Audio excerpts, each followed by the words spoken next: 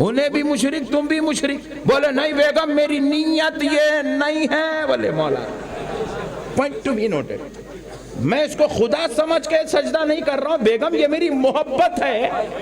मोहब्बत में बेटे की झुका तो बेगम भी जरा फातिहा वाली थी, जवाब दी तू बेटे की मोहब्बत में झुक रहा है, वो आशिक अल्लाह के वली की मोहब्बत में झुक रहा।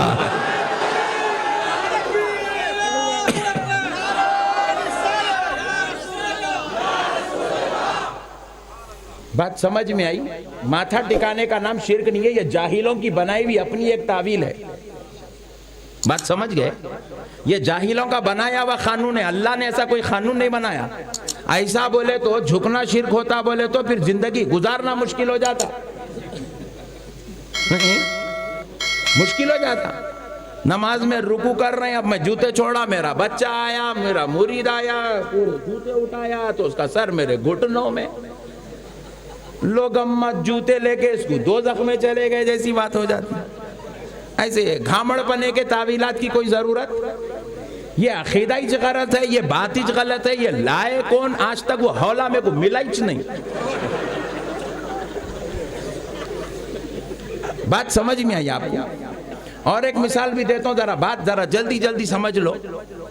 अपनी बात अगर अपने को दूसरी करना है, मगर थोड़ा सा आप लोगों को समझाने के वास्ते, इन लोगों लेडीज भी आज इत्तेफाक से आ गए तो इन लोगों को भी समझाने के वास्ते जरा थोड़ा सा खुलासा पेश कर रहा हूं। मैं ऐसी जलसे में बोला, मिसाल दे रहा हूं समझाने के लिए। आप आज रात में बोल दिया दरगाहों पे सर रखने, दरगाहों में शिर्क नहीं होता। दरगाहों में शिर्क, जरा बोलो खुदा की कसम, दरगाह में शिर्क? ये हमारी दरगाहों को बदनाम करने की मुनज़्ज़म साजिश है। जैसा कि बाजू वालों के फुफेरे भाया एक मुहिम शुरू करे, मदरसों में दहशतगर्द रहता बोल के चला रहे, नहीं चला रहे मुहिम, उन्हें जैसा झूठी मुहिम चला रहा मदरसों में दहशतगर्द रहता, इन्हें भी झूठी मुहिम चलाया, दरगाहों में शिर्क होता।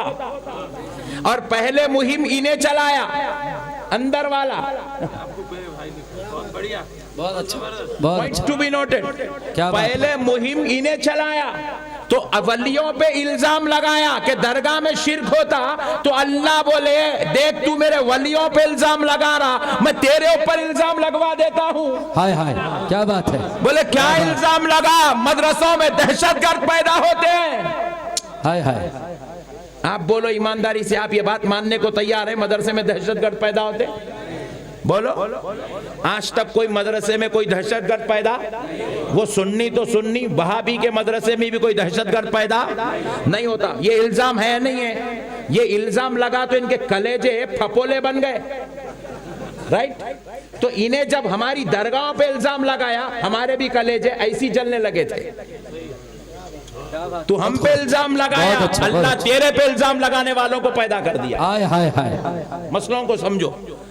तो जिस तरह मदरसों में दहशतगर्द पैदा होते हैं, ये इल्जाम है, खुदा की कसम दरगाह में शिर्क होता, ये भी वैसे ही इल्जाम है। दरगाह में शिर्क? तो एक साहब उठ के खड़े हो गए, बोले मौलाना खुदा की कसम दरगाह में शिर्क होता। मैं बोला खुदा की कसम नहीं होता। बोले साहेब अब अम्बा जोगी आई गए हो तो शिर्क यहाँ होता है, दरगाह में देख के जाओ। बोले मैं बोला चलो कल सुबह फजर की नमाज यहीं पढ़ते हैं, देखेंगे कहाँ होता शिर्क। फजर की नमाज पढ़ के मस्जिद से निकल के दरगाह को आए तक अपना एक पट्ठा सुन्नी, उन्हें आया दरगाह पे झुका, हाथा भी रखा, पैरा भी रखा, दरगाह पे सर भी रखा, दाल के अंदर रगड़ रहा। और बात सुन्निया तो इतने डेंजर रहते, उन्हें चादर उठा के अंदर ही घुस गया। अबे ऊपर से चूमे तो इस बाजू वाला परेशान है, तू चादर उठा के अंदर घुस जा रहा।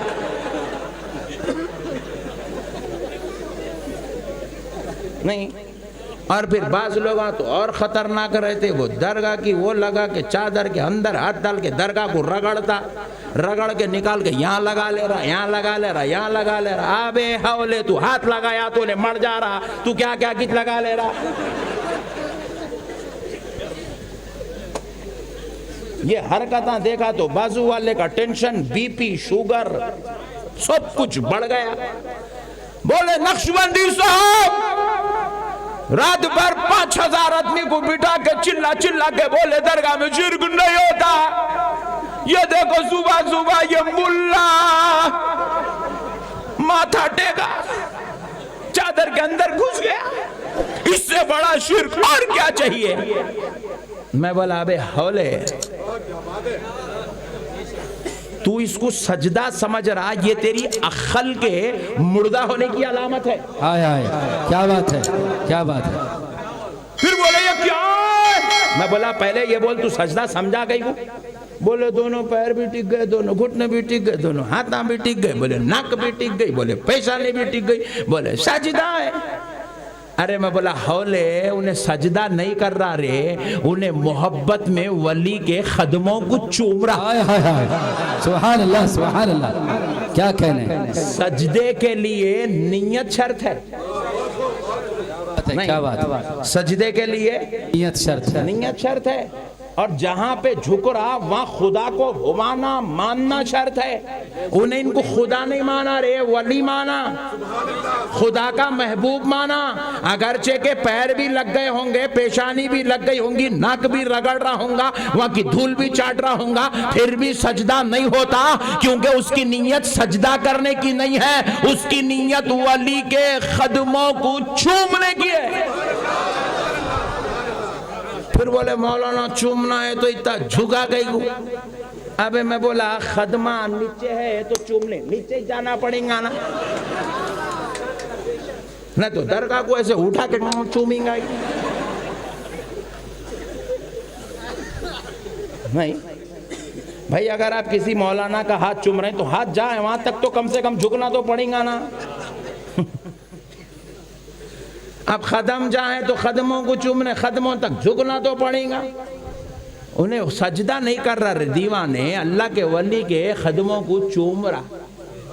तो चूमने को सजदा समझा, ये तेरी अकल का कसूर है। बात समझ रहे हैं आप? एक साहब सिनेमा थिएटर के सामने ठहरे, शरीफ आदमी थे जी, इस नियत से ठहरे हैं, ऑटो मिल गया तो बात करके जाऊंगा बोल के। गुजरते गुजरते एक साहब उनको देख के बोले, अरे बाप रे बाप, तू भी फिल्म देखता? हर थिएटर के सामने ठहरने वाला फिल्म देखने वाला होना जरूरी? ये तेरी अक्ल का कसूर है, तू उसको वहां देख के गलत समझा।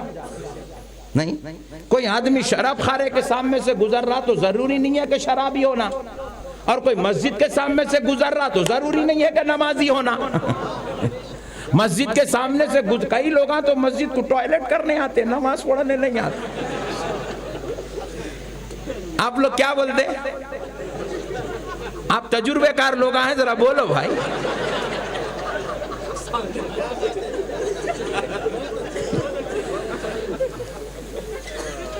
नहीं, हाँ मैं तजुर्बेकार लोगों के बातें कर रहा हूं, तुम खामोश बैठो। इनको नहीं मालूम, इन्होंने नहीं करे कभी ऐसा। मसले को समझो आप। हर मस्जिद में आने वाला नमाजी होना जरूरी? हर शराब खाने से गुजरने वाला शराबी होना जरूरी नहीं है? इसी तरह हर झुकने वाला मुशरिक होना जरूरी नहीं है। अब एक साहब बोले, मौलाना मंदिर में भी झुकते हैं आप लोग, यहां झुक रहे हैं। हम बोले वेरी गुड, मुन्ने मंदिर का नहीं झुका, इन्हें दरगाह में झुका, दोनों बराबर हो गए।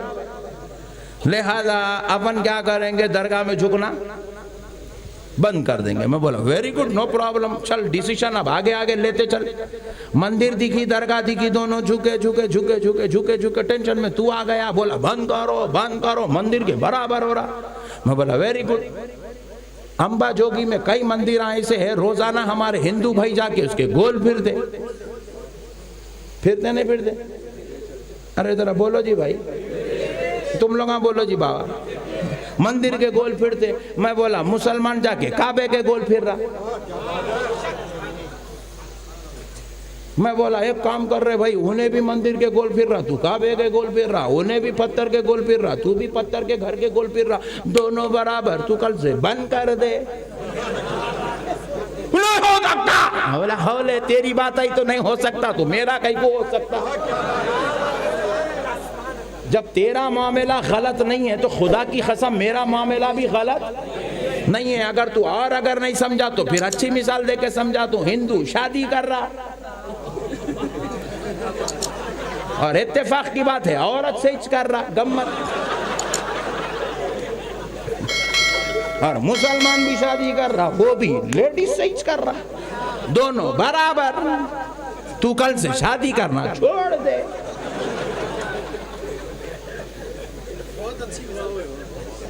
हो सकता क्या भाई?